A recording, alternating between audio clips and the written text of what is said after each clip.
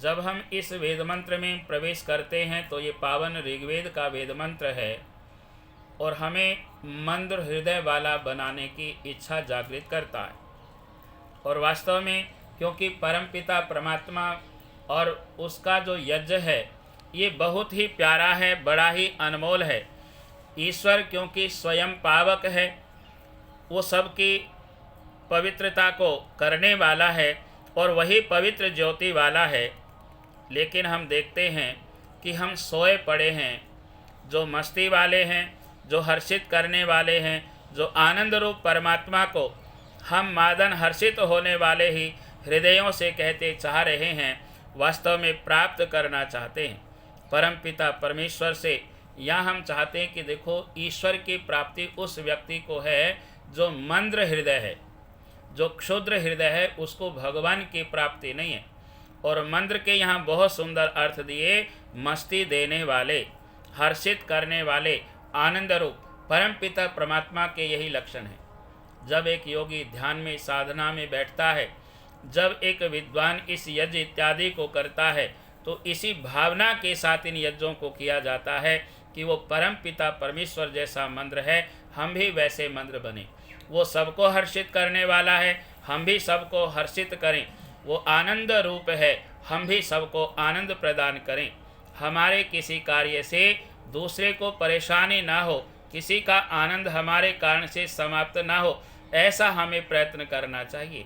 और यहाँ बहुत सुंदर कहा कि देखो परमात्मा तो ऐसा मंत्र है, वो ऐसा मस्त कर देने वाला है, उसके केवल दर्शन मात्र से, उसके केवल स्मरण मात्र से कहते हैं आनंद की लहरें उठने लगती हैं। जो व्यक्ति वास्तव में भगवान का प्रिय है, वो भगवान का नाम सुनते ही हर्षित होने लगता है, प्रसन्न होने लगता है कि मेरे बड़े अहोभाग्य हैं जो मुझे परमात्मा के नाम का सिमरन करने का अवसर मिल रहा है।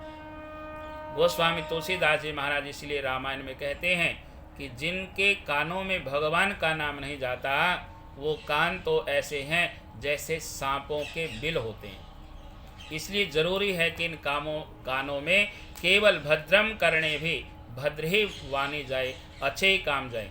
इसीलिए वेद इत्यादि शास्त्रों में कहा कृत घंटा, निंदा, चुगली, ये वो पाप हैं जिनके कारण से मनुष्य जीवन भी दुर्लभ हो जाता है, अर्थात ये जीवन उनको प्राप्त नहीं होता है। इसलिए पवित्र दीप्ति हमें करनी चाहिए। लेकिन ये जो अग्नि हमारे भीतर है, कहते जो सोया पड़ा है, हमारे हृदय में करुणा नहीं, दया नहीं, किसी के लिए क्षमा की भावना नहीं, किसी ने जीवन में उत्तमता श्रेष्ठता का भाव नहीं लिया, तो कहते फिर ये हृदय कैसे जगाए। तब यहाँ कहा कि देखो केवल परम पिता परमेश्वर का नाम है, नम्रता है, अहंकार रहित होना है, किसी भी प्रकार का अभिमान नहीं होगा, तब ये हमारा जो हृदय है मंद्र हृदय बन जाएगा, जग जाएगा। और परमात्मा को रिझाने के लिए मंद्र हृदय ही चाहिए। आओ मंद्र परमात्मा को हम अपने में प्राप्त कर लें, प्रबुद्ध कर लें।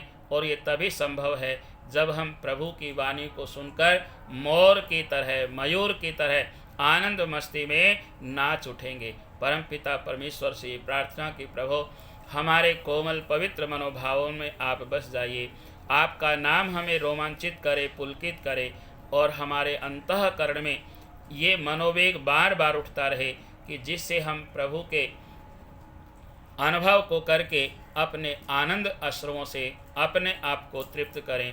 निश्चित रूप से प्रभु हम आपको रिझाएं, यही आज हम सबों की प्रार्थना, याचना और कामना है। देव इस हमारी प्रार्थना को आप स्वीकार करो, स्वीकार करो, सबका बेड़ा पार करो।